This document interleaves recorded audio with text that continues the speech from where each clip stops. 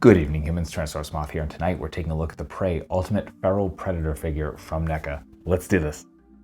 Aesthetically speaking, this figure is beautiful in the most hideous way, and that is definitely a very high compliment. Just this should look hideous, and just they nailed it. I mean, the sculpt here is incredible. It looks like it walked right off the screen. You can see it's got some really nice paint here on the body. You know, that kind of like yellowish brown, the blacks, the reds, the pink here in the middle. The only thing I would say that stands out here really is these silver streaks. Like you got one here, you got a couple here on the leg, and it's probably the only thing that like really stands out, but everything else just blends so nicely. And then we have that face sculpt, and reveal in the movie was incredible. So hopefully you've seen the movie before you've watched this review, or any review of this figure, honestly. But yeah, just an incredible take on the Yautja design, and yeah, I definitely love that they went with something different for this movie. Just a lot of really cool elements that kind of just take what was there and kind of make it something different. You can see the back, so you get that really harsh kind of pinkish red line in the middle as well. And design element I didn't even notice in the movie is these kind of hairs here at the top of the back. It's really cool there. Then we look at his gear, and you know, got some nice cool like netting. You got the skull here. You got some nice like this coiled piece right here, the armor plating, then his gauntlets, of course, so we get to see those in greater detail, which is very nice. Wrappings with some nice wash over them. Then we get the foot wrappings with also just a great wash, great aging. Just another like killer figure from NECA. They really just nail it when it comes to monsters. Accessories here are damn near perfect, and pretty much everything you could want for this character. So let's jump right in, and we're gonna start with hands. So right out of the box, we get our kind of standard for NECA, just kind of splayed out predator hands. Then we get a pair of fists. We get a pair of standard grips. We get a left pointing hand, which also acts as a grip. Then we get 3 different right hands, all grips. So we get kind of our more or less standard predator grip. We get a C grip, and then we get this much tighter grip. So very cool all around. Then we go to the head, and right out of the box, we get the head with these closed mandibles. Then we get 2 different ways. I love the way they did this, by the way. So we get kind of a just slightly open mouth. Paint here not quite as clean as the other mandibles, but still okay. So semi-open, and then we get full on yelling. Love the way this one looks, especially kind of deep in the mouth with that, like, it's a lot darker, but those nice touches of magenta really bring it out. And as you can see, those all just kind of plug in at the bottom if you want some extra nightmare fuel. See if I can get this off on camera. Maybe not. There we go. So that just pops out. You get half a head. See the port there. And yeah, it just plugs right in. So that much is really cool. Then we get his pack. This is actually magnetic. I was really confused about this at first, but very nicely detailed, and just magnet in here, it just goes right on the back. Just pretty cool. I love that they did that. That's kind of hope they stick with that going forward.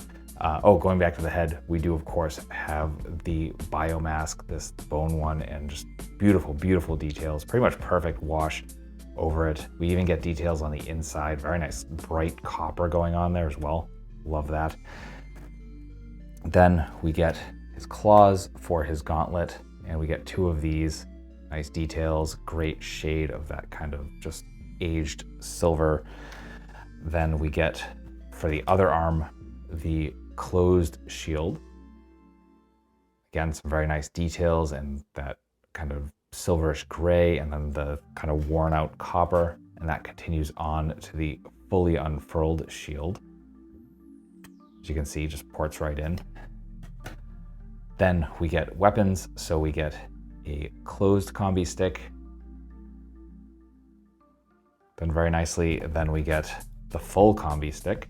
And this actually comes in 2 sections. I wish they've been doing this all along, because usually the thing I'm afraid of most for a lot of these Predator figures is the fact that I think the combi stick is gonna like snap at some point. But yeah, very good there. Then we get the kind of crossbolt gun thing he had going on here. Again, really love the aged copper. Tons of detail in that as well. And then finally we get a couple of S-hooks, and that is for holding the collapsed combi stick onto the back of the belt. That will do it for accessories. Articulation here is outstanding and easily amongst the best, if not the best, from what we've seen from NECA. There are a couple of things, or mainly one thing, I guess, that I kind of have with it, and we'll get into that. Unfortunately, no freestanding kicks. Part of that is this is actually a well-balanced figure. The only issue for me getting the pose I usually like to start these in is that the feet are fully sculpted and rounded.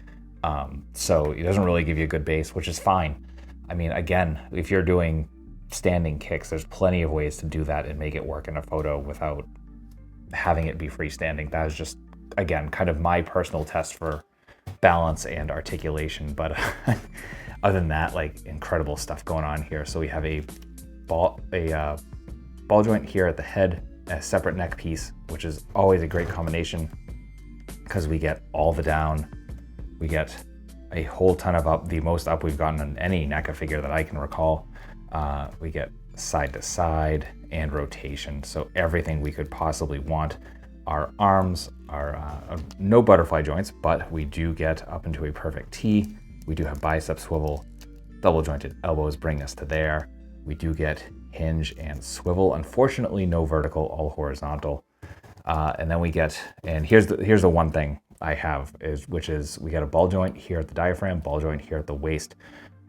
The ball joint at the diaphragm does nothing, and it hasn't done anything since they've started doing this with the Predators. And I mean, A for effort, but like, you know, you don't get anything out of it. It would have been better being just a solid piece, especially if they don't want to break that sculpt. I think it would have probably served better to kind of give more room here at the waist, because we do get some crunch, and kind of hard to show it. This is a big boy. So as you can see, we do get some crunch forward. We do get some crunch back, actually really nice arch back. But if they just had a deeper cut here, it would probably get more, and you know, you wouldn't have to deal with that, because really this upper cut really does nothing. So I'm not sure why it's there, but we do get some rotation from that waist as well. So again, everything's here anyway. Just give us a little more room, and then it would definitely give some more range. Coming down to the hips, really, really nice. Pretty much full splits. Not quite there, but almost. We do get a little bit of rotation there. Double jointed knees bring us all the way there. Then we get to the ankles, and we do get some rotation here, which makes up for not having a cut here. This is very, very nice. So we get some very nice point.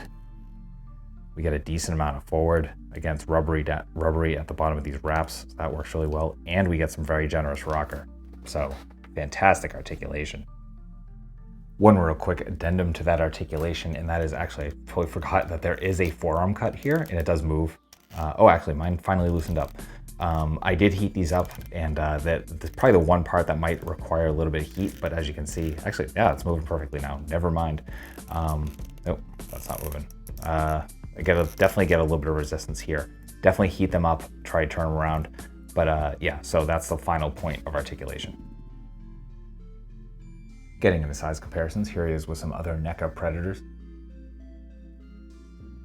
With some Hasbro and some Mattel. With some imports. With some other monsters. Finally, with articulated icons, Oni and yours truly in human form as the Valaverse Action Force figure. So my final thoughts on the Prey Ultimate Feral Predator figure from NECA is that this is a phenomenal figure. It really shows them stepping up their game, especially with articulation. There's pretty much no heating required here, with the exception of the forearm articulation, and all the accessories are perfect. The just presentation is absolutely beautiful here. Again, my only small gripe here really is that diaphragm joint, which doesn't really serve a purpose, but beyond that, like, everything else here is gorgeous, and could not recommend it enough. If you were a fan of Prey, which is a fantastic movie, if you haven't seen Prey, go watch it.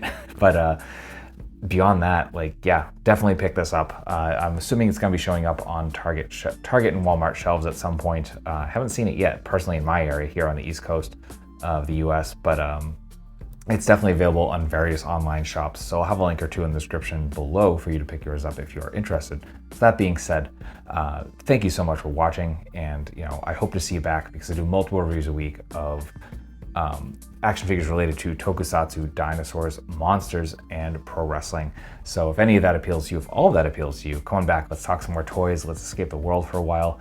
But ultimately, I just hope you're well. I hope that all of your toy dreams come true, and most importantly, I hope that you and yours stay weird, simians.